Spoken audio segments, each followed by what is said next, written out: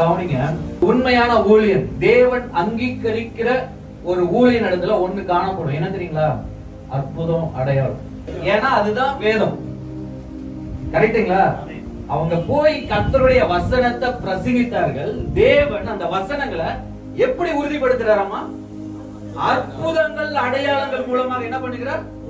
உறுதிப்படுத்துகிறார். So நீங்க செய்யற ஊழியத்தை கர்த்தர் அங்கீகரிக்கிறார் என்பதற்கு என்ன அர்த்தம்?